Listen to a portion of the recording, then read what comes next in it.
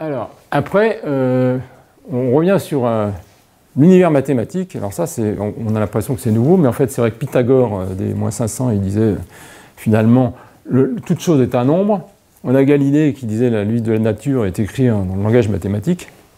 Et puis on a Wigner qui dit, il dit qu'effectivement les mathématiques ont une efficacité déraisonnable dans la physique. C'est-à-dire quelque part, on ne comprend pas comment ça se fait qu'on arrive à modéliser la physique avec des fonctions mathématiques. Pourquoi quelque part ça fonctionne, quoi.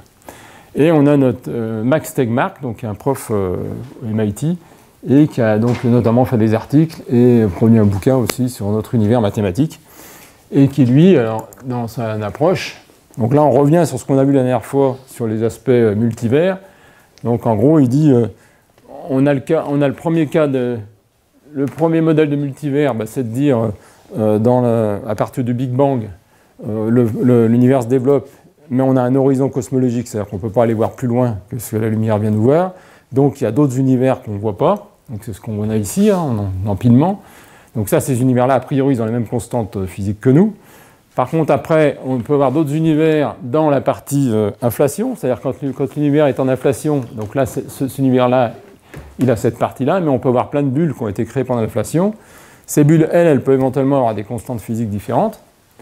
Après, le troisième niveau, c'est le modèle dont on a parlé, le modèle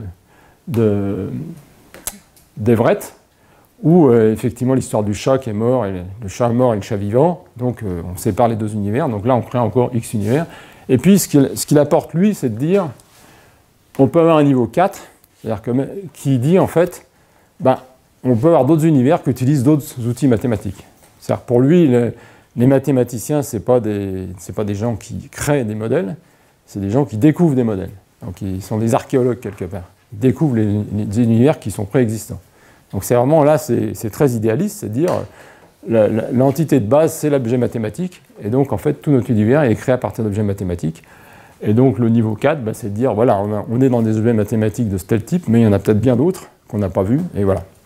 Bon, alors là, c'est l'exemple dans l'exemple par exemple du multivers Evert, effectivement, vous avez est-ce que tu veux aller boire un verre? Et puis bon, dans le premier univers, pourquoi pas? Et puis ils se marièrent, il y aura beaucoup d'enfants. Et dans le deuxième, non, je suis fatigué, et on part sur un univers où ils sont tous les deux célibataires, au moins pour un moment, et ça continue comme ça, et chaque fois qu'il y a un événement, ça se recoupe, etc.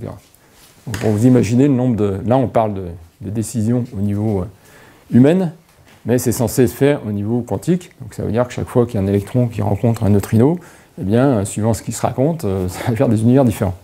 Alors ce qui est intéressant dans Tegmark, pour finir avec lui, c'est qu'il a aussi essayé de regarder les univers potentiels, donc en regardant le nombre de dimensions spatiales, donc monté de 1 à 5, et le nombre de dimensions temporelles, et de regarder en fait les univers qu'on peut créer, est-ce qu'ils sont notamment prédictibles? Parce que c'est vrai que si je lance ma clé USB au milieu de la salle, elle va tomber, et si je la relance après, a priori elle va tomber à peu près au même endroit si je la lance à peu près de la manière. Mais si je suis dans un univers où quand je lance ma clé USB, elle tombe là, et puis que je refais ça, elle va là-bas, ça devient compliqué de vivre dedans. Donc son idée, c'est de dire qu'il y a plein d'univers qui sont, notamment les univers hyperboliques, qui sont imprédictibles ou instables.